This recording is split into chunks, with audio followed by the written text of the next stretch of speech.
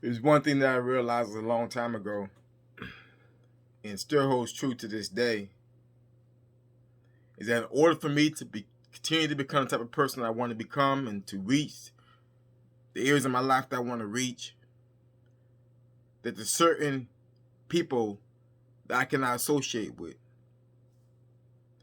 And that's even including people who are family members.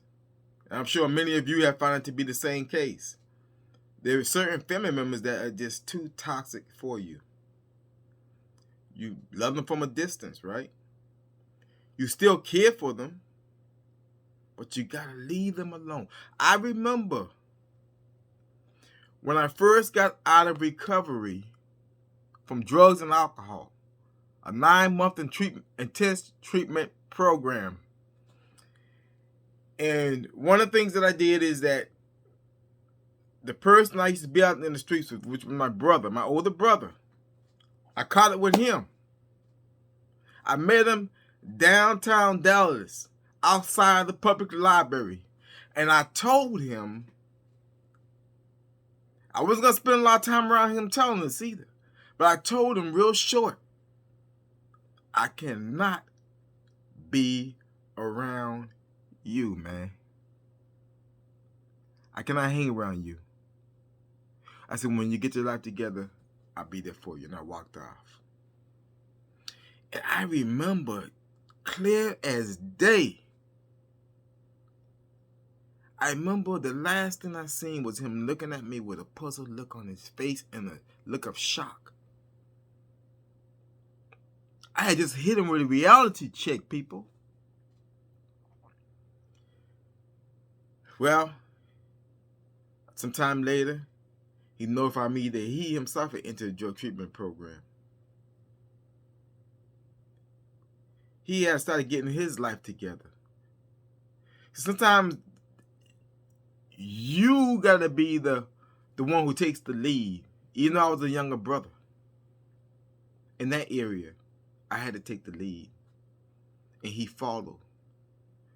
He got his life together pretty good. He went to school for computer. He went through a recovery program. They got him some housing. He went to school for computers. He got a job related to that. He got married,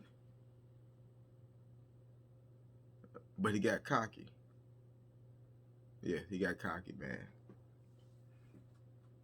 And he ended up back there on the streets. And to this day, I don't foresee no time soon a turnaround.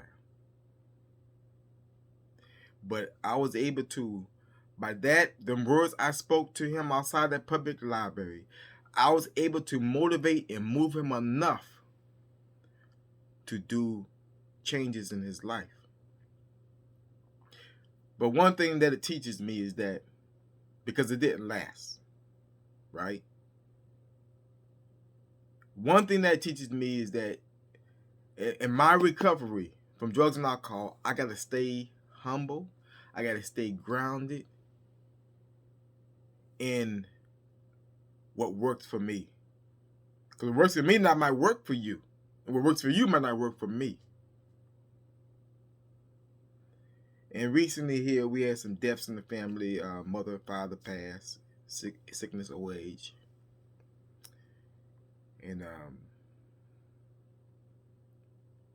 that's the last time I spoke to him recently, because we had some family business to deal with.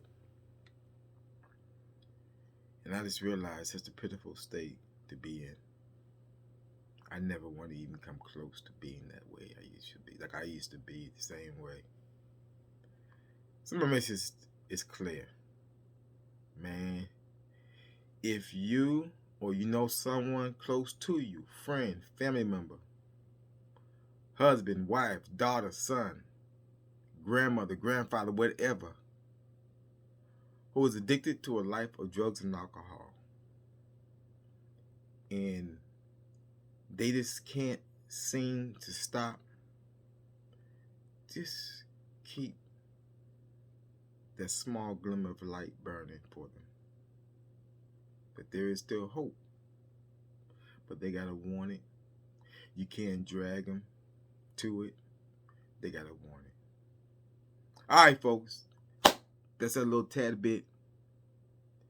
Watch who you hang around with. Watch who you associate with. Watch who your friends are. Because let me tell you, who you think is cool, who you think will be there, who you think is alright, you'll find out. If you haven't already, you'll find out that's not all what it's cracked up to be. All right?